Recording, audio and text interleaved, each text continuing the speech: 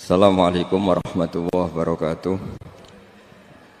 Bismillahirrahmanirrahim. Nahmaduka ya ghafuru ya syakuru. Mashalli wa sallim barik ala sayyidina maulana Muhammadin wa ala alihi wa sahbihi asma'in nama ba'du. Ada aturan dalam ilmu hadis. Jadi di antara aturannya itu sebuah riwayat itu menjadi kuat meskipun asal usulnya riwayat yang lemah kalau menjadi perilaku sosial.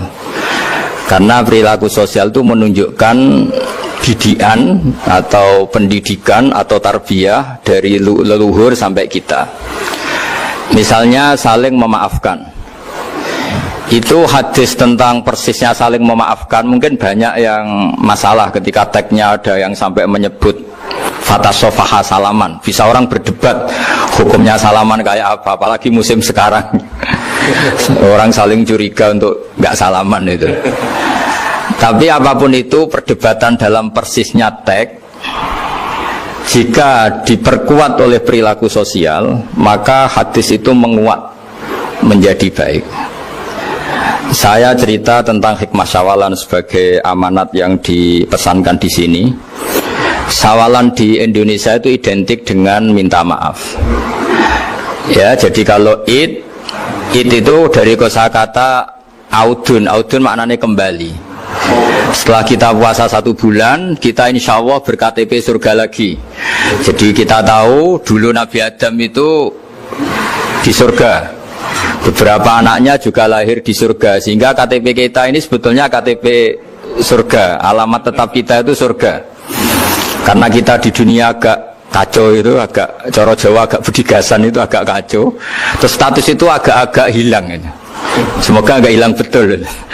Nah, dengan Ramadan itu status itu dikembalikan. Makanya banyak ulama mengatakan al-aid minal audi.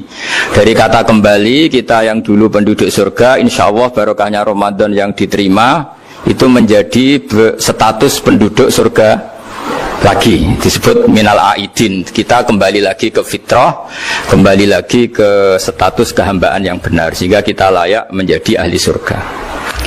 Saya mulai dari status kehambaan. Memang untuk menjadi ahli surga itu kita tidak boleh menandingi Tuhan, menandingi kekuasaan Allah. Sehingga syarat dasar masuk surga itu harus abdullah, kita berstatus hambanya Allah. Disebut fadkhuli fi ibadi, masuklah dulu sebagai hambaku. Jadi kita berstatus sebagai hambanya. Baru setelah layak jadi hambanya, baru wadkhuli jannati, baru berstatus layak sebagai ahli surga. Jadi status kehambaan ini kita mantapkan dulu. Jangan ada status lain kita di depan Allah kecuali status kehambaan. Saya punya analogi dan itu saya ulang-ulang karena di antara ciri Quran itu mengulang-ulang sesuatu yang harus jadi pegangan. Saya ulang lagi, di antara ciri Quran itu mengulang-ulang sesuatu yang jadi pegangan. Jika kita belajar ilmu fisika atau ilmu apa saja, maka kita akan bicara materi sesuai statusnya. Jadi kita harus latihan untuk iman kepada Allah. Saya tanpa mengurangi rasa hormat, saya memberi contoh begini. Ini jam, materinya dari besi. Ini kertas, materinya ya kertas. Tentu secara fisik, orang akan bilang jam ini lebih kuat timbang kertas. Dan itu pasti dibenarkan dari segi materi. Tapi kalau Anda beragama dan Anda tahu bahwa pengendali alam raya ini Allah Ta'ala, maka kamu akan bilang, terserah Gus Baha gitu. Bisa saja jam ini saya punya niat saya hancurkan, kertas yang lemah ini saya simpan. Sehingga jam tangan ini 5 menit lagi saya hancurkan sehingga benar-benar rusak. Sementara kertas ini saya simpan sampai bertahun-tahun awet. Nah, kira-kira seperti itulah ilmu manusia. Sesuatu yang kita sangka kuat, ternyata Allah punya rencana menghancurkan itu. Dan yang kita sangka lemah, ternyata Allah punya rencana untuk mengabadikan itu. Nah, di sini pentingnya iman, lahu maqalidus samawati wal ard. Hanya Allah yang mengendalikan semua. Jadi jangan mentang-mentang kita punya ilmu bahwa materi besi itu lebih kuat timbang kertas, terus kita pastikan bahwa besi lebih awet ketimbang kertas. Kita sisakan satu keyakinan, terserah Allah, terserah pengendalinya. Nah itu agama, bilang terserah pengendalinya itu agama. Ya mungkin tadi aja problem sinyal, saya ulang lagi. Ibarat saya ini megang jam jam tangan yang materinya dari besi. Ini kertas yang materinya lemah. Tentu kita akan bilang bahwa jam atau besi lebih kuat ketimbang apa? Kertas. Tapi Anda salah. Anda harusnya ngomong bahwa terserah pengendalinya. Bisa saja saya punya rencana menghancurkan besi ini sehingga 5 menit lagi hancur, dan saya ingin mengabadikan kertas ini, saya simpan di tempat yang aman.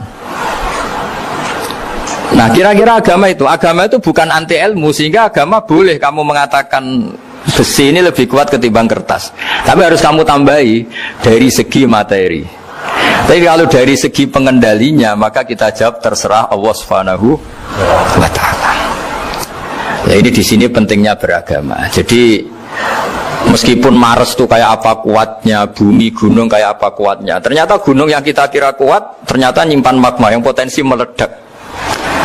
Yang gunung kecil yang kelihatan dari pasir kecil yang tidak berdaya ternyata nggak nyimpan magma, jadi nggak direncanakan untuk diledakkan.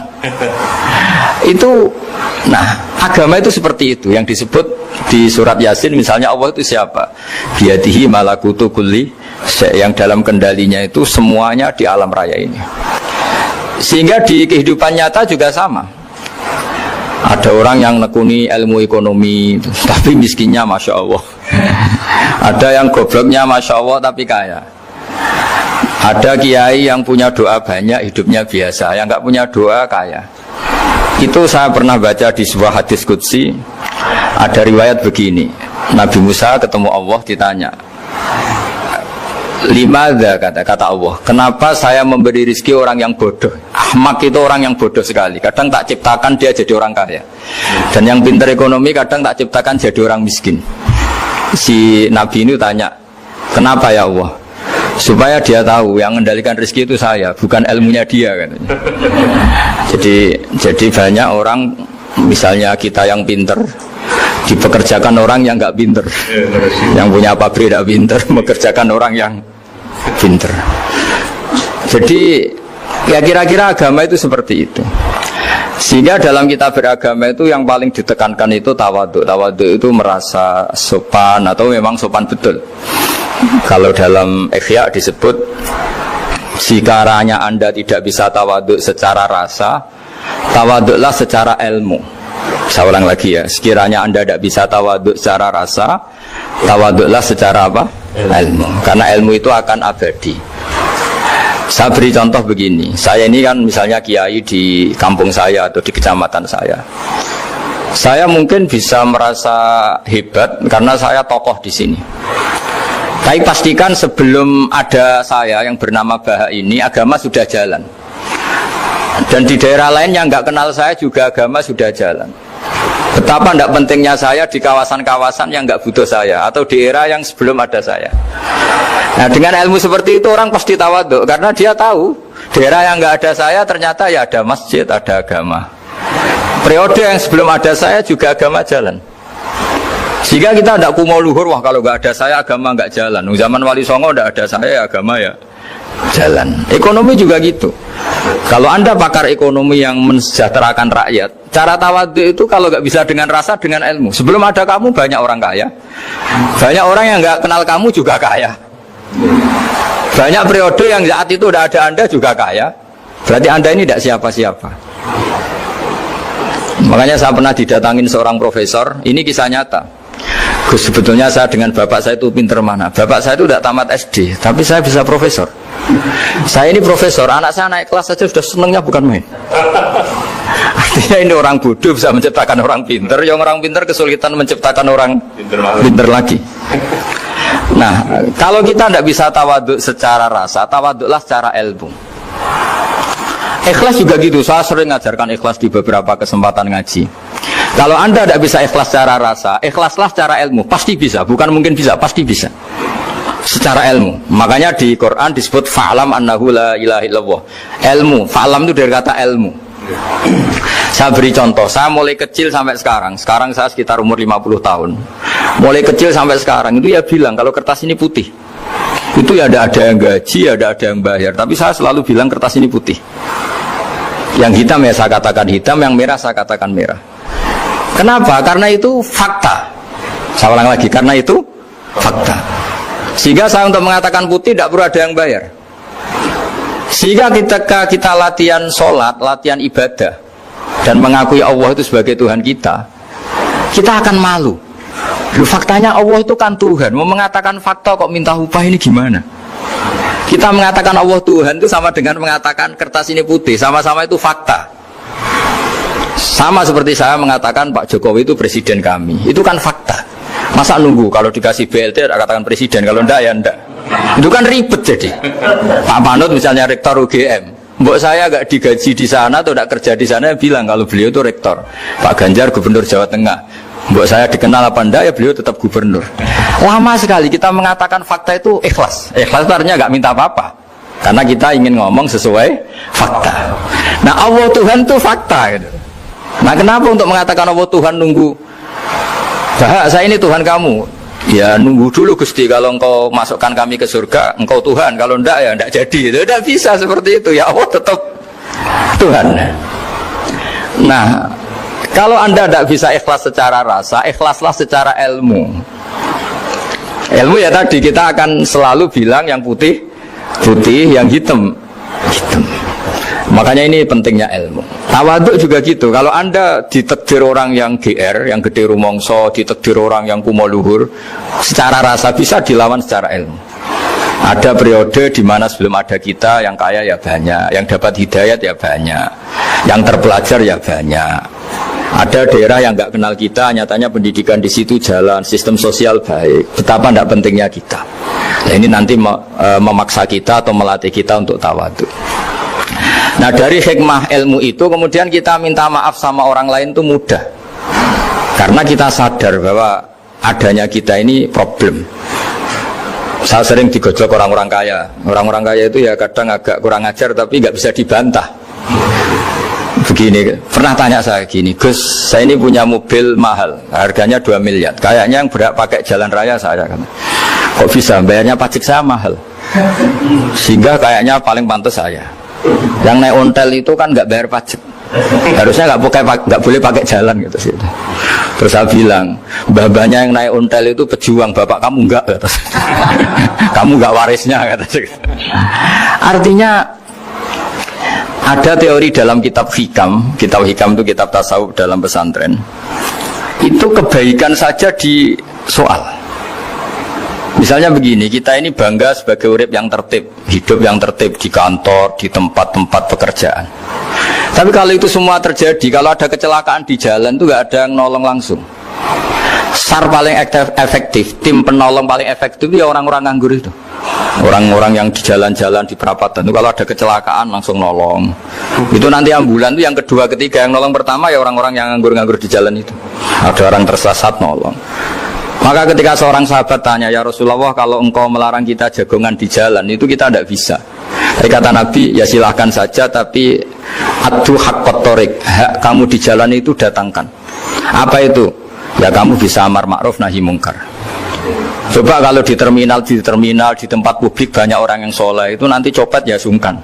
Yang mau jambret ya sungkan, karena yang di situ orang-orang soleh. Nanti yang nggak sholat juga sungkan, karena yang di situ banyak yang sholat.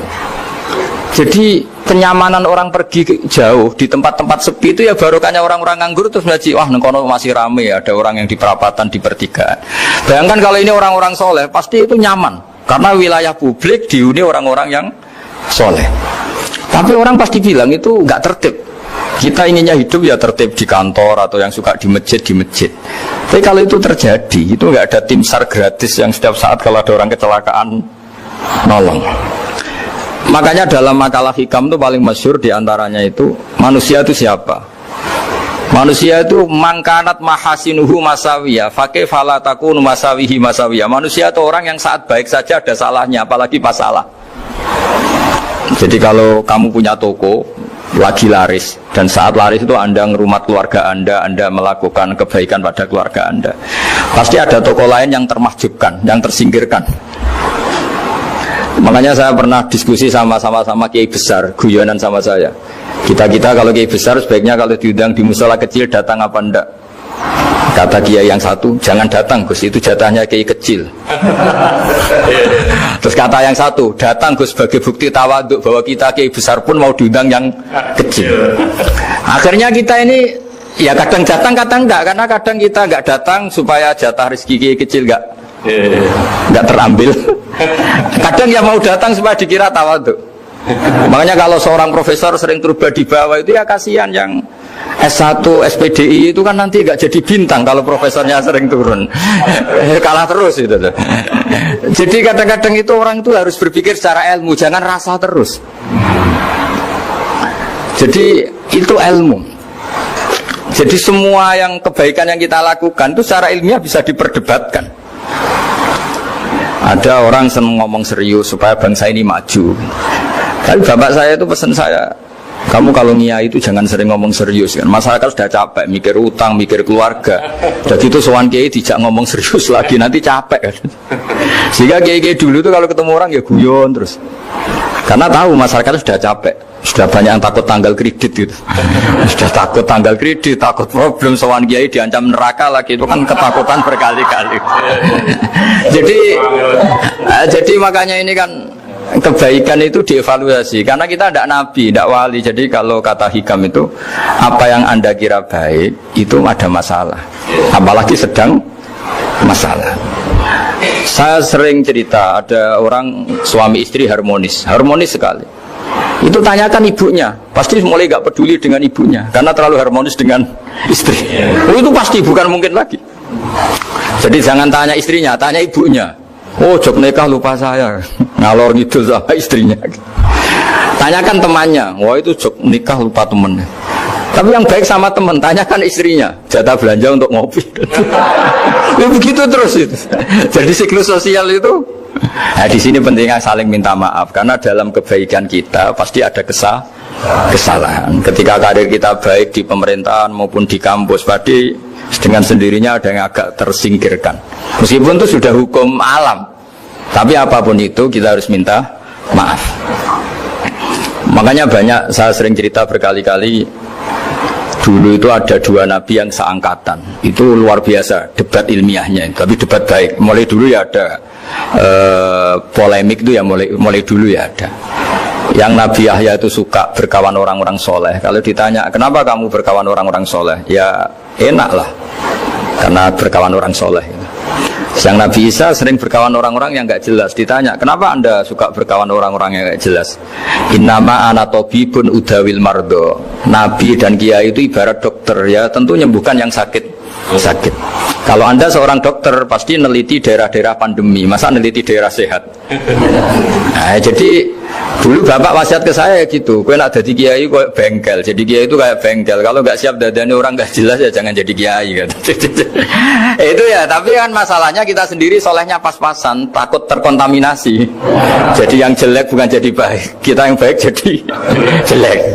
Nah itu kan mulai dulu ya polemik, sejauh mana kita punya kekuatan untuk tidak terpengaruh yang negatif. Yang negatif terpengaruh kita menjadi positif. Jadi ini cerita-cerita syawalan bahwa dalam kebaikan kita itu ada kesalahan, maka kita tetap istighfar, tetap saling minta maaf. Dulu bapak saya kalau diceritain ada seorang kiai sampai sepuh jadi imam masjid, istiqomah sekali. Dulu bapak saya itu guyu, ya istiqomah, tapi wong liya terus ra iso dadi kader. Jadi calon-calon kiai ini sudah putus asa karena nggak pernah punya kesempatan jadi imam. Jadi dibalik istiqomah itu ya ada memahjubkan orang lain. Makanya alhamdulillah di Indonesia itu ada pegawai pensiun. Kalau enggak habis itu. Karena yang anyar-anyar itu mesti ini kurang pengalaman, ini kurang senior. Tapi barokahnya ada pensiun kan gantian. Tapi masalahnya di dunia kiai itu udah ada pensiun. Tambah sepuh tambah mantap, tambah sepuh tambah mantap. Nah itu sebaiknya ya mulai mundur-mundur sedikit dari imam masjid itu. Ya nyari-nyari yang lain lah supaya ada kaderisasi, ada. Jadi intinya itu di balik kebaikan yang kita lakukan pun itu ada masalah, sehingga kita butuh istighfar.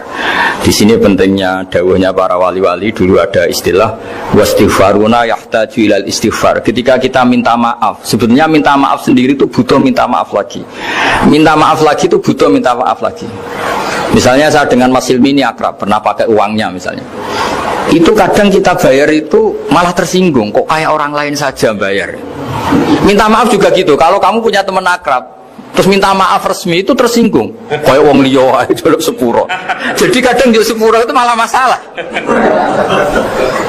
Itu kan sama, kamu punya teman akrab terus kalau mau main assalamualaikum sakit masuk nopo boten angsal boten boleh nggak main, itu mesti teman kamu tersinggung, kok kayak orang lain saja.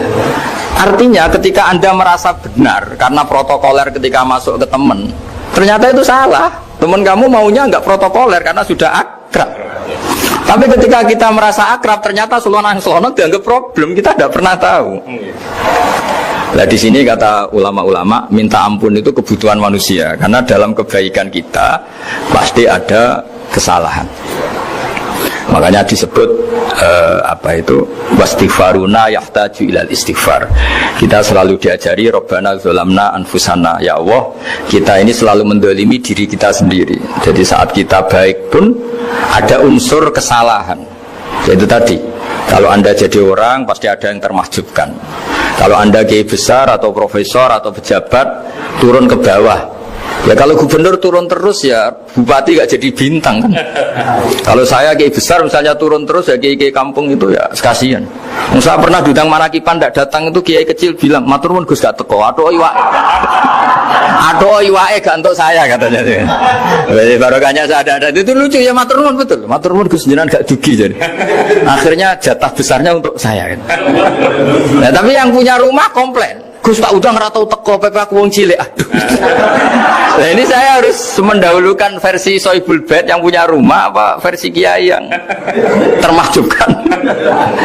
Artinya pilihan apapun saya harus istighfar karena ada saja unsur salahnya. Ya makanya ini kan, makanya ya saya minta UGM juga saya sering undang saya terus, nanti dikira karena kampus besar Gus mau juga keliru lagi. Kalau 1-2 kali mungkin boleh, kalau keseringan ya gak boleh, nanti itu dikira saya maunya hanya sama kampus besar, padahal saya sama RT ya sering datang juga. Nah ini yang terakhir saya bacakan teks otoritatif sebagaimana janji saya. Kata Rasulullah SAW di sebuah hadis, ini terakhir nanti supaya nggak lama-lama saya juga punya wadhifah. Ada orang itu punya hutang itu ya hutang, memang hutang. Singkat cerita orang itu tidak bisa bayar sampai akhirat. Dan aturannya Allah, orang yang punya hutang tidak bisa bayar ini harus diaudit, harus diselesaikan di akhirat. Kalau tidak bisa diselesaikan di dunia, diselesaikan di akhirat. Walhasil akhirnya di akhirat itu ditagih dan tidak mampu bayar. Karena di akhirat sudah tidak ada kredit, tidak ada ATM, tidak ada apa saja. Terus kata Allah, solusinya kebaikan kamu dikasihkan yang ngutangi. Ternyata kebaikan dia tidak cukup juga. Bayarnya apa? Kejelekan yang ngutangin dikasihkan yang utang. Kayak apa celakanya? Kebetulan yang ngutangi salahnya banyak, ini kan repot. Tapi Allah itu tidak suka kalau ada orang mukmin yang satu saudara kemudian masuk neraka karena saudaranya ini. Kata Allah, jika ini masuk neraka berarti disebabkan komplain atau ketidakikhlasan temannya yang mukmin. Masa orang mukmin menyebabkan mukmin yang lain masuk neraka? Allah tidak ingin. Makanya diantara nikmatnya beragama itu ukhuwah, persaudaraan. Baik persaudaraan atas nama iman atau atas nama kebangsaan atau atas nama kemanusiaan. Akhirnya si yang ngutangi ini tadi, jangan dibahasakan kreditur, nanti kita kayak bank, pokoknya yang ngutangin lah nanti. Ya bahasa gampangnya yang ngutangin, karena tidak semua orang ngutangnya sama bank. Sama Allah ditunjukkan satu surga yang luar biasa. Nanti tak baca teks Arabnya ya supaya dapat berkahnya bahasa Arab. Terus saking mewahnya surga itu, si yang ngutangin tanya, ya Allah itu untuk nabi siapa? Karena semewah itu pasti untuk kelas nabi. Atau untuk wali siapa? Katanya, terus kata Allah, sabda Allah, untuk siapapun yang mampu membeli. Lalu siapa yang bisa membeli surga semewah itu? Kamu bisa. Terus dengan apa ya Allah? Kamu mengampuni teman kamu itu, kamu bebaskan dari utangnya, nanti tak kasih surga itu. Terus akhirnya sama Allah, Kata orang itu, ya Allah saya bebaskan. Ya sudah, kamu berdua masuk surga. Karena Allah tidak ingin ada kasus aneh. Dua orang mukmin ini kan bersaudara. Masa bersaudara kemudian yang satu menjadi penyebab masuknya neraka karena ini tidak mau memaafkan. Artinya kalau kita syawalan itu harus benar-benar mau memaafkan. Karena kalau tidak, Anda menjadi penyebab teman kamu masuk neraka. Jadi kita janganlah jadi orang mukmin yang menjadi problem bagi saudara kita. Jadi makanya saya itu berharap ada wali utang saya tidak bisa bayar karena ini masih dibela-belain Allah ini. Karena Allah nggak ikhlas kalau ada walinya masuk neraka. Jadi kalau ada wali utang kamu itu utangin saja, doain nggak bisa nyaur, no? Nggak bisa bayar. Nanti ini akan dibela-belain Allah di akhirat. Karena wali ini nggak pantas masuk neraka. Ya, jadi kalau ada wali utang kamu mau bayar sudah, Anda tidak usah bayar, nanti di akhirat saja gitu. Lah yang ribet kalau yang kamu utangin dia ahli neraka, kamu nagihnya disuruh masuk neraka. Nah, itu ribet itu. Sudah utang dia ahli neraka. Ya tak baca teksnya supaya ini ada di kitab Ihya halaman 197 juz 2. Status hadisnya waqala sahihul isnad, kata Imam Hakim hadis ini sahihul isnad. Saya baca Arabnya nanti insyaallah sebagian ya supaya kelihatan teks aslinya di bab hukukul muslim. Bainama Rasulullah sallallahu alaihi wasallam jalisun izdhika hatta badat sanayahu. Nabi ketika santai-santai duduk tahu-tahu tertawa sampai gigi depannya itu kelihatan. Jadi tertawa sangat sampai gigi depannya kelihatan. Yang notabene beliau sering hanya senyum, kali ini tertawa betul sampai gigi depannya kelihatan. Faqala Umaru radhiyallahu anhu ya Rasulullah bi abi anta wa ummi mal ladzi adhakaka. Apa yang bikin kau sampai tertawa seperti itu? Qala rajulani min ummati jasaya baina yaday rabbil izzah. Dua lelaki dari umatku sama-sama sungkeman nuntut keadilan di depan Allah. Jasaya itu sungkem, duduk bersimpuh itu kalau dalam bahasa Arab itu apa? Namanya jasiyah. Faqala ahaduhuma ya rabbi khudli madlamati min hadza. Faqala wa rudda ala akhika madlamata. Qala ya rabbi lam yabqali min hasanati syai'un. Faqala wa ta'ala li talib kaifa tasna'u bi akhika wa lam yabqalahu min hasanati syai'un. Faqala ya rabbi falyahmil anni min auzari. Kalau kebaikannya dia tidak cukup, ya salah saya supaya dilimpahkan ke dia. Terus summa fadat aina Rasulullah sallallahu alaihi wasallam bil buka. Nabi di tengah-tengah cerita itu nangis. Senangis-nangisnya karena habis senang lalu nangis karena ini kan kebaikannya sudah dikasihkan habis, tidak cukup. Akhirnya kejelekan yang utangin ini diberikan. Makanya kalau kamu ingin masuk surga, utangi orang-orang soleh sebanyak-banyaknya. Dan doain nggak bisa apa? Nyaur. Tapi tak jamin orang soleh itu nggak suka utang. Karena hidupnya sederhana. Kayaknya saya tidak akan utang Mas Ilmi itu. Karena orang soleh itu hidupnya sederhana, pasti tidak butuh. Kalaupun utang paling ya untuk makan, kan gampang nyaurnya apa? Terus kata Rasulullah, faqala inna dzalika yaumun azimun yauma yahtadun nasu fihi ila yuhmala anhum min auzarihim. Terus fayaqulu Allah ta'ala lil mutadzallim irfa' basarak. Coba kamu lihat yang di sana itu ada apa? Fanzur fil jinan, coba surga itu kamu lihat. Faqala ya rabbi ara madaina min fiddatin wa qusuran min dhahabin mukallalatan bil lu'lu'. Saya melihat surga yang begitu mewah, semuanya bertatahkan intan, semuanya materinya dari emas, bertatahkan intan. Lalu li ayyi nabiyyin hadza? Itu untuk nabi siapa? Terus awli ayyi siddiqin awli ayyi syahidin. Terus qala Allah hadza liman a'tas saman. Itu untuk siapa saja yang mampu beli. Qal ya rabbi wa may yamliku dzalik? Siapa mampu beli surga semewah itu? Terus kata Allah anta tamliku, kamu bisa. Qal bimadza ya rabbi, dengan apa? Qal bi afwika an akhika. Cukup kamu memaafkan saudara. Jadi kalau maafkan tidak pakai uang itu kurang seru. Yang seru itu punya teman utang 1 juta dimaafkan. Jadi memaafkan paling seru itu maafkan apa? Utang. Kalau maafkan sama-sama salah miso apa itu enteng. Ini yang seru itu teman punya utang 1 juta kamu itu seru itu. Jadi nanti aja di akhirat itu. Nanti sudah ada akhirat. Ya nanti notanya di bawah kalau gitu. Ya, di Afrika anakika. Jadi surga semewah itu maharnya atau harganya cukup memaafkan saudara kamu. Terus qala ya Rabbi qad afautu anhu. Sudah Gusti, sudah sekarang saya maafkan. Fayaqulu wa ta'ala khud biyadi akhika fa'adkhilhul jannah. Ya sudah sekarang kamu berdua sama-sama masuk surga. Karena ini orang soleh, nggak pantas masuk neraka. Yang punya utang ini nggak pantas masuk neraka. Nah ini yang ribet kalau yang utang ya ahli neraka, yang utangnya ahli neraka. Ngapain debat utang? Wong kamu sudah ahli neraka. Hanya tanpa kasus utang pun sudah jatah neraka. Ini ribet kalau ketemu orang-orang yang jatahnya ada di surga. Tsumma sallallahu alaihi wasallam ittaqullaha wa aslihu dzata bainikum fa innallaha ta'ala yuslihu bainal mu'minin yaumal qiyamah. Jadi di antara proyek besar Allah itu menjadikan orang mukmin itu bersaudara dan saling memaafkan. Itu sampai akhirat proyek itu masih dilakukan Allah.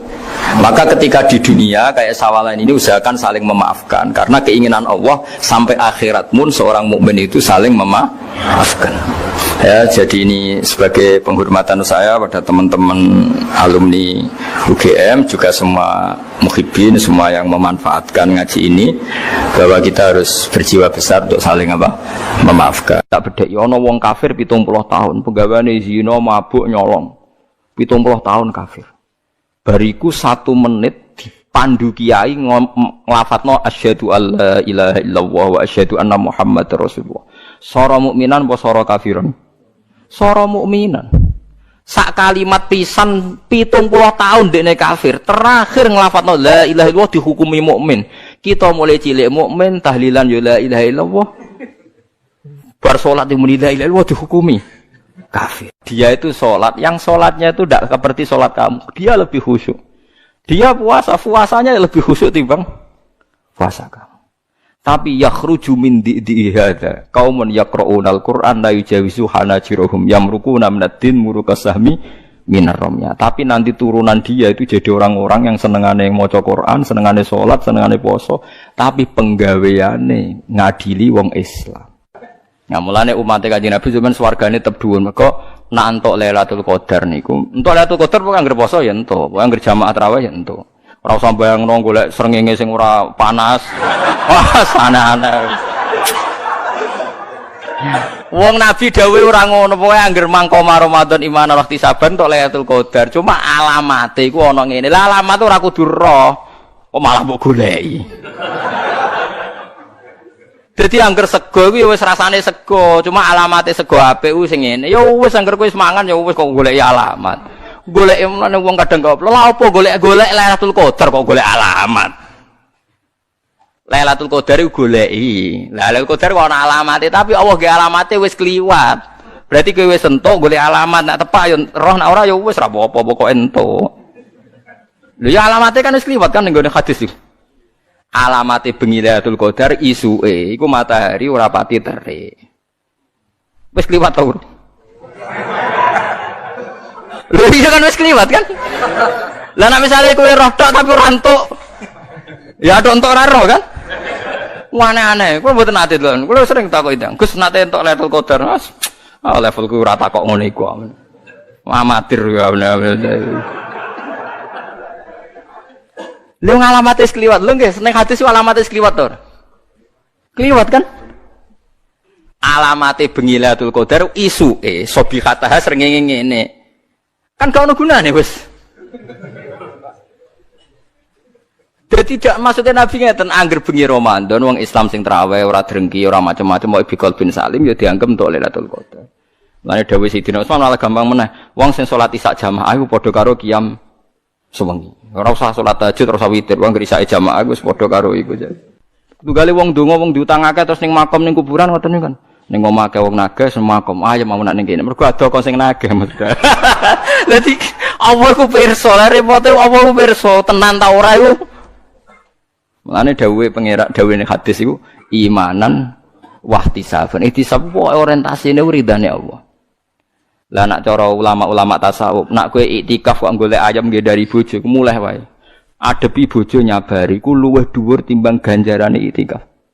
Wong diamuk bojo gak tersinggung, gak ngamuk ngempet. Iku Allah ridho pol. Dianggap wong kondang. Anggap wong kondang. Mergo iso wal kadhiminal ghaidha wal afina anin nas. Assalamualaikum warahmatullahi wabarakatuh. Ngaten gitu, terus jenengan ampun dadi khawarid. Artinya gini ya, orang membiarkan Quran itu macam-macam. Ada yang membiarkan secara kuliah, dibiarkan total, diabaikan. Bahkan tidak diyakini kalau itu kalamullah. Tidak diyakini sama sekali itu sebagai apa? Wahyu, sebagai apa? Kalamullah. Itu kafir, berarti kafir tulen, bener-bener kafir. Ada yang membiarkannya itu semi, agak iya, agak enggak. Ya iman tapi gak faham. Nak kepengen faham, ya ibu iman. Niku ruwet niku, ruwet niku. Niku kata sangat. Dan itu ya muslim, tetap mukmin tapi dianggap fasik. Misalnya contoh gampang ngeten nggih, contoh paling gampang. Niki kula waca nggih, terus niki ben jenengan gak dadi khawarid. Kula waca Arabe mengke kula terangaken. Wa qala ar-rasulu ya rabbi inna qaumi ittakhadhu hadzal qur'ana mahjura. Terus napa? Bahwa Kanjeng Nabi ngeluh Quran itu dimbara wong kafir. Manane dimbara walam yu'minu bi. Fahadil ayatu waradat fil kuffar. Fahadil ayatu waradat fil kuffar al-mu'ridina 'anil Qur'an. Alladzina lam yu'minu bihi. La fi man hafidhahu minal mu'minin tsumma nasiyahu. Nggih kula waca. La fi man hafidhahu minal mu'minina tsumma nasiyahu. Teng qauluhu mahjuran. Wa in kana yu'atabu alaihi fil akhirah. Lima warada man ta'allamal Qur'ana wa alika mushafahu lam yata'ahadhu. Walam yang dzurfihi jaa yaumal qiyamati muta'alliqan bi yaqulu ya rabbi abduka hadza ittakhadhani mahjuran ikdi baini wa bainah. Terus ngeten nggih. Dawuh Imam Sawi sebagai pensarah Jalalain, dan dawuh ini pasti benar. Saya pastikan benar karena saya berkali-kali baca di Bukhari dan saya ajarkan di sarang di mana-mana, saya ulang-ulang. Ayat ini bagaimanapun turun pada orang kafir yang i'rad meninggalkan Quran itu artinya tidak menganggap itu sebagai kalamullah, tidak menganggap itu sebagai apa? Kalamullah. Tapi kalau orang mukmin kayak kita ini mukmin meninggalkan Quran dengan arti tidak mengamalkan, tidak mengamalkan, itu mau fasik. Fasik wae ya ora sida kadang-kadang. Mergo taate luwih akeh. Nggih taate. Misalnya ngeten contoh gampang. Wonten tiyang niku maniak perempuan. Nak zina ora gelem tapi nak ra ngegang ning perapatan delok wong ayu ngelu misalnya. Ya akeh wong ngoten. Wong Islam ku mayoritas nggih ngoten niku. Kelakuane ngoten niku. Nah itu kan dekne ngerti nak itu salah cara Quran. Qul lil mu'minina yaghuddu min absarihim. Orang mukmin ku nak iso meremno aja sampe delok wong wedok sing mboten mahram, mboten bojo. Wa yahfadzu furujahum, dan menjaga farjinya dari zina. Separuh sukses, misalnya gak zina sukses, tapi nak gak delok ora sukses. Lah itu nanti tepak-tepakan nak pangeran tepak nggih nyepuro, misalnya wis didelok wis sama Islami suwi wis jenggoten wis macam-macam ati sepuro. Apa meneh sing wis tetep melarat koyo rugen sepuro wis malarate iku kafaroh iki, melarate niku kafaroh. Macam-macam. Terus wonten tiyang alim. Biasanya dosa terbesar wong alim rawani nahi mungkar. Karena ndak punya nyali atau punya perhitungan khas wong alim. Lah itu nanti kena khitab laula yanhahumur rabbaniyuna wal ahbaru an qaulihimul itsma wa aqlihimus sakhat. Mestinya orang-orang terpelajar itu harus mencegah kemungkaran. Nah itu biasanya orang alim ndak punya nyali karena ndak punya otoritas. Misalnya kalau di Indonesia ndak berhak punya SK atau apa bubarno doli. Gampang wali kota. Kiai hanya berteriak zina haram, doli haram, tapi kan gak di otoritas bubarno. Matok wali kotane gawe SK, nganggo pamong praja iso bubarno. Macam-macam. Riyen di Jakarta ada keramat tungkak sing iso bubarno Sutioso, teng doli sing iso bubarno wali kota sing sakniki wedok. Malah kopi DI ora king PKB. Misal, mboten niki kan ilmiah mawon, rasa tersinggung biasa mawon. Mboten usah tersinggung. Itu wis ngoten niku, wis sudah begitu. Tapi ulama mbok arani kalah kalah ambek wali kota sing wedok ubarodoli ki ya keliru. Taruh saja sama hitung saja.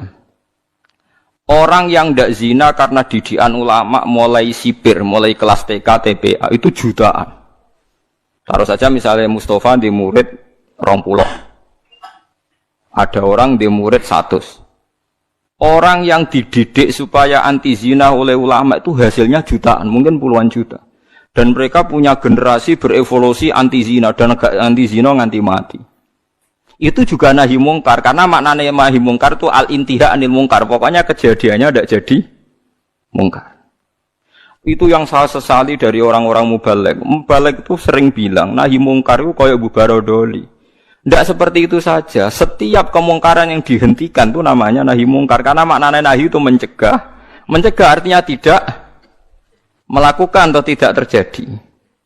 Dan itu ulama kontribusinya besar. Hampir semua pondok. Misalnya, kalau nembe buka niki. Kalau nanti cerita tentang Pak Rum, Pak Rumanto, kalau nanti cerita. Mas Rum, sebagai pondok itu rasa tenanan. Pokoknya ngaji. Sholat semadep mulon, sebagai umumnya pondok. Orang usah ngasih lo santri alim nak tepak ya alim, ora tepak ya wis. Paling ndak kelebihannya pondok pesantren itu satu. Misalnya kiai ini ra alim utawa rapati bener. Ada kesepakatan mentabukan zina. Jadi kelebihannya pondok pesantren itu ada kesepakatan mentabukan zina, mentabukan nyolong, mentabukan melakukan sesuatu sing asusila. Sehingga kita punya konsensus dengan tradisi mondok, tradisi TPQ, TPA itu ada konsensus di mana barang buruk dihukumi buruk.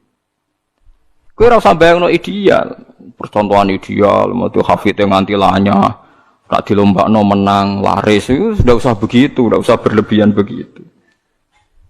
Ini penting kalau aturaken. Jadi maling juga sama. Polisi nangkep maling berarti nahi mungkar karena malingnya tidak jadi maling. Tapi jutaan orang ndak maling, yang malah nggak pernah maling, mergo didikane ulama. Polisi tak nangkep sing wis tau maling, ya nahi mungkare wis kadung tau maling. Bubaro ning doli wis kadung tau zina. Kalau ulama malah didik santri, didik umat mulai cilik. Dan banyak jutaan orang yang bahkan nggak pernah zina karena didikannya ulama. Mulai sing nganggo karisma sampai sing meden-meden iso ben diris alat kelamine macam-macam. Iku modele rugen sing iso nerangno. Sing iso nerangno wong tau zina wedok sok men dicubles iku iku bagiane rugen aku ora mentolo nerangno. Wis macam-macam lah oleh ngekeki penjelasan. Nah itu kula baleni malih. Bahkan di antara akidah ahli sunnah niku rungokno tenan. Sampeyan boleh ndak cocok, tapi nek ora cocok keliru, neraka sampeyan. Iki nasib pangeran. Intajtanibu kaba'ira ma tunhauna anhu nukaffir ankum sayiatikum. Wong sing sukses ngilangi dosa gedhe iku insyaallah dosa cilike disepuro. Misale kaya ruhin biasane perapatan delok wong wedok, ya ditulis mbek Allah, mripate ruhin dosa, atine angen-angen tapi ora kasil ditulis terus pengiran. Ditulis. Tapi dekne sukses ninggalo zina. Pokoke aku nak delok gelem tapi nak zina ora ngarah. Itu iso wae ning akhirat disepuro, mergo barokahe ninggal dosa gedhe. Misalnya sampean gubedeng mbek tangga, penggaweane ngrasani iku dosa. Tapi soal di sepuro mergo gak nyantet, gak mateni. Jadi di semua segmen dosa kan ana kelas atas. Misalnya ra cocok nganti mateni kelas atas. Tapi nak ngrasani tok kelas ringan. Seneng wong wedok zina kelas berat, tapi nak ndelok tok kelas ringan. Iku iso wae iso ben iku barokahe ngeduwi sing gedhe, sing cilik di sepuro. Jika kamu jika kamu menjauhi dosa-dosa besar, nukafir angkum sayiatikum. Wes wong zuhud ra percaya lah piye wae iku dawuhe pangeran. Kowe kudu iman dan ini menguntungkan Mas. Kowe kudu iman. Paham nggih? Pokoke anggere kasil ngaduwi sing gedhe, sing cilik di sepuro. Tapi pertanyaane jare Fathul Mu'in, masalah sing cilik iku terus wis kadung gedhe. Kan gak sida cilik. Akumulasinnya kan gede. Makanya Rasulullah pas nerangno wahyu iku sempat guyon ngene jare Nabi. Kowe roh gunung jare dawuh Nabi. Nggih ngertos ya Rasulullah.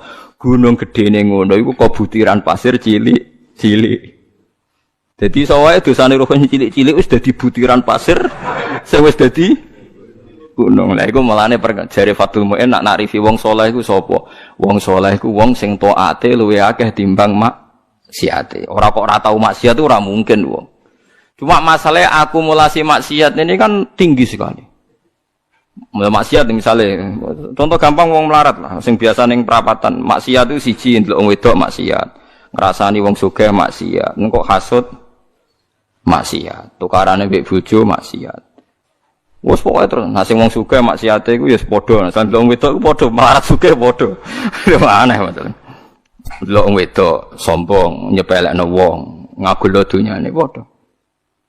Nah itu asal kowe iso ngilangi sing gedhe iku insyaallah ana kemungkinan besar sing cilik niku disepuro. Tapi syaratnya kudu tetep cilik. Paham ya? Ya kene rungokno syaratnya kudu tetep cilik. Mergo gunung gedene ngono iku kok akumulasi kumpulane butiran-butiran napa pasir. Masamu gunung apa? Watu sitok mboten ya pasir cilik-cilik niku ditumpuk sakmono ramene dadi napa? Gunung. Gambar buaya, mbok gambar dinosaurus iku titik. Titik akumulasi dadi gambar napa? Dinosaurus. Dan masamu gambar gak kok titik sitok. Wis ya gambar dinosaurus, gambar mobil tanker te apa kapal tanker tetep kok titik sitok. Dititik terus wis dadi gambar gede. Mumpun ngebeki kertas entek. Ana bercak-bercak putih sing ora dadi gambar. Nah, berarti akeh bercake kan? Ya mulane takrif taat iku ora tau nglakoni dosa gedhe lan ora ndlurung ning dosa cilik. Itu disebut walam yusirru ala ma fa'al. Mboten napa ndlurung. Mboten napa ndlurung. Nah, orang seperti ini itu tidak bisa dikatakan kafir atau murtad. Hanya Khawarij secara goblok mengatakan orang ini menjadi keluar dari Islam. Mulane ahli sunnah giat ngepol be wong Khawarij. Bahkan merangi wong Khawarij luwih apik timbang merangi wong mukmin. Timbang merangi wong kafir. Sama tak ceritani ini, mohon sampean kudu percaya bae kula. Saya pastikan kalau ini hadisnya sahih. Sayyidina Ali itu mau perang melawan orang kafir. Setelah beliau berangkat di Nahrawan ada orang-orang Khawarij, salatnya khusyuk ra karuan, posone khusyuk. Kalah Sayyidina Ali, khusyuk-khusyukan salat, khusyuk-khusyukan poso kalah. Tapi mereka itu Khawarij. Orang Khawarij ciri utamanya adalah mengkafirkan orang Islam yang melakukan dosa besar atau tidak bermadzhab kayak mereka. Akhirnya sampai istighlal. Istighlal menghalalkan orang Islam. Sayyidina Ali gak jadi perang ngelawan orang kafir tapi ngelawan tiang Khawarij. Terus aku apal tagnya di Sahih Bukhari di Muslim. Bagaimana mungkin saya merangi orang kafir yang bahayanya bagi kita itu musiman. Sementara saya meninggalkan orang Khawarij di antara kita. Di antara kita dan mereka mengkafirkan kita, membunuh kita. Artinya ngeten lho. Cara logikane ngeten. Misalnya kula musuhan mbek wong kafir. Misalnya taruh saja Singapura itu negara kafir misalnya. Kita harus musuh orang Islam karena orang Islam itu musuh kita. Ya apik wong kafir. Kodekne kafir musuh wong Islam. Dadi nak rapat ngono, kita serang umat Islam. Kita serang umat Islam. Kan iki apik. Darani kita iku Islam. Wong Khawarij kurang ajar tenan. Kita serang orang kafir. Iki apik Khawarij to. Mulai bener Sayyidina Ali kenapa Khawarij wong kafir iku cek lumayan wong kafir. Wong kafir nak rapat keputusane ayo nyerang orang Islam. Berarti darani kita iku cek Islam. Wong Khawarij musuhi kita, ayo serang orang kafir. Kayak mangkel dia hasil rapate lho. Lah ngono kok ora iso lho, paham ya? Lho mesti cara kowe ngrungokno rapate wong kafir mbek wong Khawarij itu seneng ndi? Lho seneng wong kafir jare Rukin. Perkarane rapate wong kafir cek ayo serang umat Islam. Rapate wong Khawarij ayo serang orang kafir. Apik wong kafir. Mulane ora ana critane ulama iku paling anti mbek wong Khawarij. Mergo ning hadis sahih ning Bukhari Muslim, sok ben umatku elek-eleke wong Khawarij yamrukuna minaddin muruqas sahmi minar ramiyah.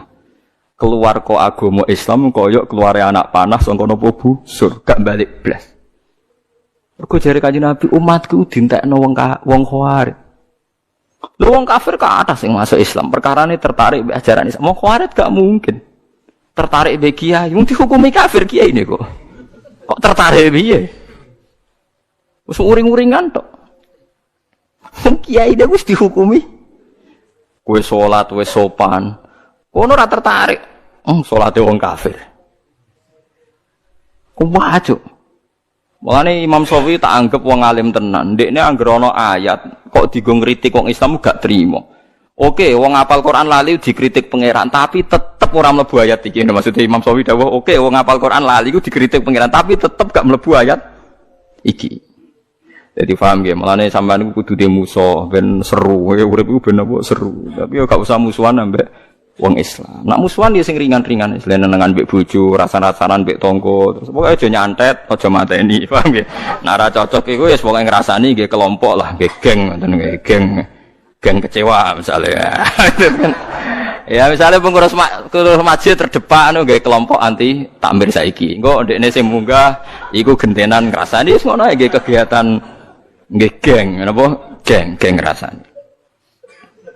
Nah, cara kula bagus itu, ya. Yang penting rasa dihalalno wong barang haram, nggih ngrasani iku barang haram, tapi rasa daripada jadi udun wis ben ngrasani wae. Sementing mboten mateni. Disebut napa intas dan ibu kabaira matun hauna anhu nukaffir angkum sayatikum. Kowe nak berhasil ngilangi dosa gedhe, insyaallah sing cilik di sepuro. Mulane akidah ahli sunnah. Senajan to wong ora istighfar ora tobat, tapi nak ngudoi dosa gedhe ku sing cilik diilangi. Wa bistina bin lil kabair tufaru saghairu wa jaludu yukafiru. Wong nak berhasil ngilangi dosa gedhe iku sing cilik mbek Allah napa diilangi. Tapi mau syaratnya sing cilik tetep cilik iku eling-eling catatane sing cilik. Lha iya to kan misale ngrasani 10 dina pisan kan sithik. Nak 10 dina konsisten nggih kelompok kan akeh. Ojo kok terus cilik terus gak mungkin kan akumulasinya tetap jadi napa? Besar. Beras sak karung kok butiran-butiran cilik. Nah, ini penting kalau peringatakan. Nah, ulama itu harus ngomong gitu terus. Mulane Imam Bukhari dalam juz sekawan termasuk babu qitalil khawarid, ya babu qitalil khawarid. Itu beliau pertama mengutip dawuh Ibnu Umar ngendikane Sidina Umar wa kana yarahum syirara khalqillah. Ini dawuh Imam Bukhari. Ibnu Umar berpendapat elek-eleke makhluke pangeran khawarid. Alasannya kenapa mereka? Kalau apal persis teke teng Bukhari. Intolaku ila ayatin nazarat fil kufar faja'aluha alal mu'minin. Orang khawarij itu senengane golek-golek Quran. Sebetulnya ayat itu turun kanggo ngritik wong kafir, faja'aluha alal mu'minin, tapi ayat itu kemudian dipakai untuk mengadili orang Islam.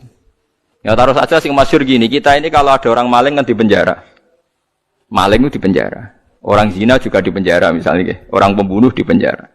Ngoten niku terus dihukumi wong kafir alasane ini pakai hukum liyane hukum Allah wa malam yakum bima anzalallahu fa ulaika humul kafirun. Orang yang pakai hukum liyane Allah dianggap kafir. Hukumnya Allah itu potong tangan bukan di penjara. Padahal kita ini tidak pernah mengatakan kalau penjara itu hukumnya Allah kan tidak mengatakan. Cuma kita tidak punya otoritas. Memang maling itu ora kita ketok tangane, tapi kita tidak pernah mengatakan kalau penjara itu lebih baik ketimbang dipotong tangan. Dan kita tidak pernah bilang kalau hukumnya Allah itu enggak efektif, enggak manusiawi, tidak pernah bilang gitu. Cuma kita hidup di negara yang enggak motong tangan, ya kita bilang pira-pira malingnya ra dikasih Nobel. Wis ngono tok. Tapi jangan pernah mengatakan penjara itu lebih manusiawi ketimbang motong tangan. Nah, itu kafir tenan karena kamu keputusan manusia kamu anggap lebih baik ketimbang keputusan Tuhan. Kowe mau ngomong kita tidak berdaya untuk mengimplementasikan potong nopo.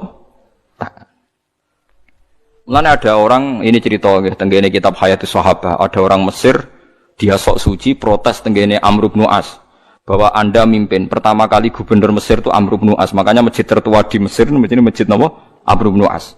Itu dulu kan termasuk wilayah gubernuran Umar. Umar mimpin dari Madinah, Mesir dulu provinsi. Wong nak darani Al-Qibti napa? Al-Qibti, mulane Maria Al-Qibtiyah. Wong sakniki darane Egypt maknane apa Qibti. Aniku seorang yang sok suci itu bilang ke Amr bin As, kamu itu tidak melakukan perintah Quran. Dilaporan ning Umar, hanya 2 orang ini datang ke Sayyidina Umar. Datang ke Umar bahwa pemerintahan Amr bin As itu tidak melakukan hukum-hukumnya Allah. Sama Umar ditanya, apa kamu baca Quran min awali hatta akhirih? Apa kamu baca Quran dari awal sampai akhir? Ya baca, ya Amirul Mukminin saya baca. Apa semua yang ada di Quran sudah pernah Anda lakukan? Ya sebagian tidak saya lakukan. Kenapa Anda nuntut orang lain melakukan semua, kamu sendiri tidak, sebagian tidak kamu lakukan? Lho enggak to. Ya misalnya kados Ruhin ngeten iki perintah haji dene Gus mboten Gusti nek bangsa kaji barang mboten derek-derek ngono. Wong melarat itu paling melanggar perintah pangeran, kaji ora, zakat ora ayo misalnya. Padahal itu kaji perintah pangeran, zakat perintah pangeran. Lah kowe ora iso bantah kula ngeten. Wong nak kaji kan manis tato ilaihi sabila, lah zakat ora ono manis tato ilaihi sabila. Zakat ono aturan wa atu zakat manis tato ilaiha sabila. Ora ono pokoke zakat itu tanpa syarat. Nak kaji tah ono syarat.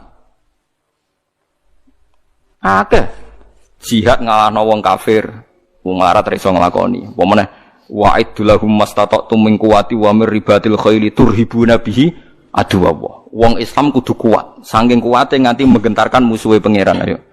Wong melarat sing kukar-kukur iso nggetaro musuhe pangeran. Ora iso. Ayo. Mulane bener Kanjeng Nabi, Abu Bakar ku api-api sahabat, tapi ada sesuatu yang enggak bisa dilakukan Abu Bakar, ora pati medeni wong kafir. Abu Bakar wong sopan. Mulane Kanjeng Nabi Abu Bakar Islam yo seneng, tapi cek rong lega Nabi. Angger Nabi mlampah-mlampah ning pasar Ukat iku ana tukang geng. Umar niku tukang geng pasar Ukat. Dadi dekne ku isane mangan untuk hadiah nak gelut menang terus untuk napa hadiah. Menangan nak gelut. Wowe dekne ku senengane nantang gelut tak menang kudu untuk Nobel untuk hadiah. Iku Kanjeng Nabi mikir, muga sing Islam iki no enak. Islam butuh preman kunane kuno. Mulane ngalim-ngalim ku nak di santri preman rada seneng perkarane iku nak di Islami Mustafa barang ora pati diwedeni wong kafir. Tapi nak sing seneng kiai preman wedi wong kafir, wah ngadepi preman musuh iki. Mulane kunane kuno anggere wong alim mesti disenengi preman, kira ora usah kaget. Akhirnya donga Nabi, Allahumma aizzal Islam bi Umar. Muga-muga Islam iki mulya mergo Umar. Artinya gini, ada sesuatu yang Abu Bakar pun tidak bisa melakukan kebutuhan Islam. Ngoten paham ya? Ada sesuatu yang sekaliber Abu Bakar pun tidak bisa melakukan kebutuhan Islam, termasuk ngadepi preman. Nah, buktinya tenan Abu Bakar ketika Islam nggih wong kafir biasa ae. Tetap nyiksa Bilal, nyiksa macam-macam. Barang dongane Nabi didongakno Nabi nek mboten lepat dinten Kamis. Sing ngrungokno niku Abdullah bin Mas'ud sempat pireng pas Nabi donga. Ketemu Umar, marhaban bika ya Umar. Muga-muga kowe bejo Umar, aku krungu Rasulullah ndongakno kowe. Pas iku Umar cek preman, Umar ora pati paham muka mlaku ngoten Ustaz. Wonten nang dekne akhire Islam. Apa yang dilakukan Umar Islam pertama? Nabi masih sembunyi-sembunyi di rumahnya Zaid bin Arqam. Omai Arqam lah, Banil Arqam. Nah, pertama Umar Islam harus protes, ya Rasulullah, kita ini orang benar kok sembunyi-sembunyi, yang batil saja berani muncul kok yang benar kok sembunyi-sembunyi. Ya Umar, saya menakutkan kamu, tidak usah takut ya Rasulullah, saya ini Umar. Tenan. Kanjeng Nabi teng daleme Zaid bin Arqam mbek Abu Bakar mbek Sayyid Hamzah timbarno mbek Umar tinggal metu. Marani Abu Jahal pertama ditotok Umar. Ya Abu Jahalin, kamu tahu berita hari ini? Tidak tahu, saya Umar sudah masuk Islam, kira macam-macam mbek Rasulullah tak bacok. Wes marani Abu Lahab, marani kafir. Iku gentenan wong kafir sing delik. Paham? Loh, dadi artinya gini, kowe nak Islam terima khusuk kok Mustafa enggak memenuhi kebutuhan Islam. Tapi kok preman yo ora memenuhi kebutuhan Islam, mulang wudu, mulang carane ngilangin. Preman ra iso. Yes ngono, artinya wong saleh sundul langit itu ada kebutuhan Islam yang enggak dipenuhi. Kok kowe maksa wong liya memenuhi. Itu tadi, misalnya kowe ulama. Misalnya saya ulama. Paling iso ndarani zina kowe elek tinggalkan. Tapi nak wali kota Surabaya iso gawe SK bubarodoli. Ada sesuatu yang enggak bisa dilakukan ulama, malah pejabat. Iso wong roh kabeh sing barodoli iku wali kota sinten Risma nggih. Nah, sing membubaro Keramat Tungkak riyen zaman Sutioso. Keramat Tungkak dibubaro nganggo SK gubernur dadi Islamic Center. Kiai ra iso. Pengajian ya mau kaya rugen cerita wong Cina ben dicu bersih ngono-ngono tok. Ora iso rugen ya SK. SK tanda tangane rugen. Doli apa bubar. Jangan pengedan sing tafsir percaya ku sapa. Lah iki cerita. Lah wong ninggal Al-Qur'an iku ana sing gak peduli blas nganggep Qur'an gak wahyu iku wong kafir. Nah wong Islam senajan to ninggal Al-Qur'an iku ndekne iman cuma ra iso nglakoni. Lah iku ora nganti mlebu ayat iki dawuh Imam Sawi wis ta wong Islam saelek-eleke ora mlebu ayat iki. Senajan to yu atabu fil akhirah mergo melakukan kesalahan.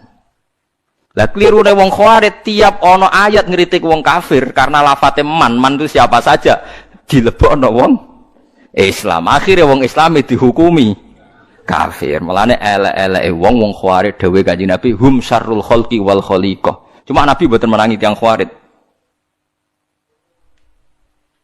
Mulane kula nganti mati ya akan ngomong ini terus. Mulane bapak ana santri khusuk mangkali ra karuan. Jare bapak kula nu di guru kali, bapak mbek Mbah Mun. Mbah Mun ambek santri khusuk yo gedeng. Jo khusuk jong Khawarij ngono. Perkara anggere wong khusuk mesti semangate ngadili wong liya. Wong mondok ora tau utang iku gowedenge pol mbek wong utang. Wong mondok kok amen salate ora tau kodok mbek wong kodok gedhinge ra karuan. Padahal jare santri sing kodok nglakoni ilmune jare. Jare nglakoni napa? Ilmune, praktekno ilmu jare. Jadi praktekno ilmu. Sampeyan tak dudono kasus-kasus Khawarij ya. Iku mau satu dawuh Sidina Ali, nek ana wong kafir rapat, ape merangi wong Islam iku dalam rapat iku cek diulang-ulang kita harus merangi umat Islam. Tapi wong Khawarij ning rapate kita menangi tauhid, menangi wong kafir. Aja apik wong kafir. Dan banyak orang kafir masuk napa?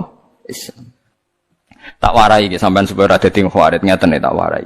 Wong Khawarij itu ukunane iku napa nenten. Cuma riyen mboten dados komunitas. Iki kula waca iki mboten dadi komunitas. Dadi kula critani iki asal usule Nabi ngomentari Khawarij. Nabi setelah perang Hunain, perang paling bersejarah mergo wis Nabi wis kondang, wis hebat lah, wis kuat sekali. Dalam hanya satu kali ini Nabi perang jumlahnya luwih akeh timbang wong kafir. Biasanya kan kayak perang Badar Nabi 313 wong kafir 1000.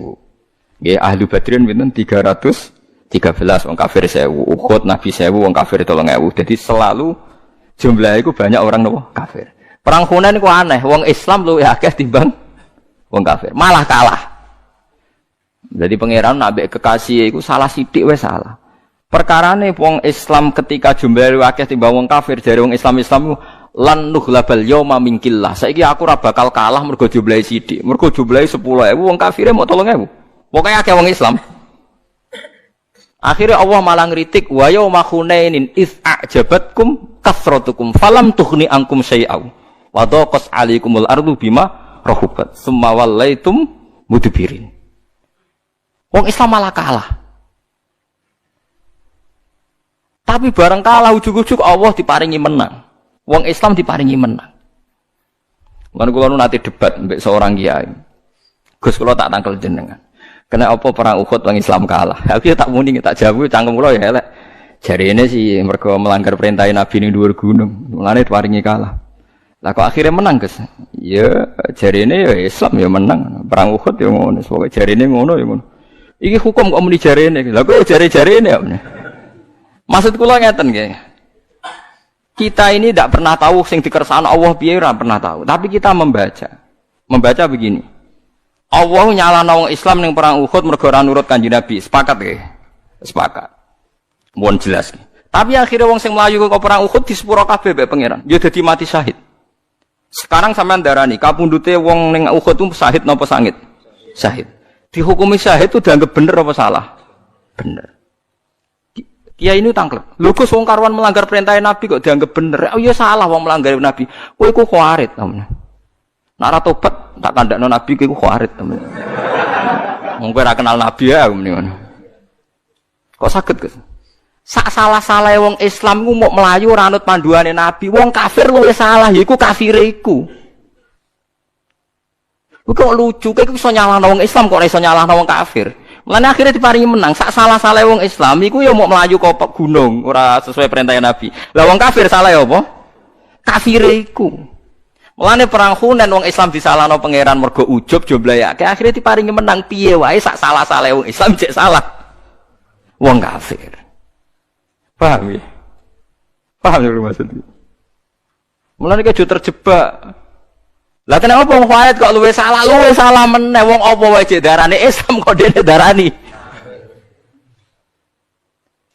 Mulane dawuh Ibnu Umar ketika ketemu Khawarij, ini tak ceritani, cerita-cerita Khawarij. Ini sing teng Bukhari, kula mboten pakai kitab yang ndak sahih. Ning gone Ibnu Umar itu pernah santai teng pinggire Ka'bah. Niku wonten tiyang Khawarij datang. Takok, wonge alim Khawarij saged ngaji. Ya Ibnu Umar, saya ini mau tanya 3 hal, harus kamu jawab jujur. Apakah Utsman itu ikut perang Badar? Tidak aja. Tidak aja. Wah, berarti dia munafik, munafine perang ora melok napa? Perang. Terus apakah dia lari pas perang Uhud? Ya, dia termasuk orang yang ikut lari. Wah, berarti ora bener. Wong mlayu kok perang itu dosa napa? Gede. Terus pertanyaan ketiga, gimana pas perang Hunain? Apa do melok mlayu? Ya. Bareng wong Khawarij ape mire jare Umar. Ya Ahmad, ya Ahmad wis bintu sing buanget. Ahmad, bintu rene. Bintu sing sandure bintu itu wong Arab nak terane Ahmad. Perang Badar iku tak kandhani. Utsman ku mantune Kanjeng Nabi, ndek garwa jenenge Ruqayyah iku lara. Utsman ape melok ora oleh mergo kon ngrawat garwane. Sing gak liya adalah putrine Kanjeng Nabi. Dadi sing ra mulai perang Kanjeng Nabi aja hukume munafik ora melok apa? Perang. Ngerti blok kowe? Mampun. Mulane pas perang Badar menang, Utsman dikei saham Nabi, wong dikei saham berarti dianggap melok perang. Ora kok tahalluf koyo munafik.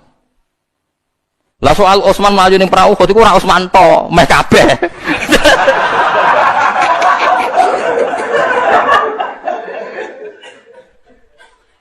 Lah iku pangeran wis ngumumno ning Quran di sepuro.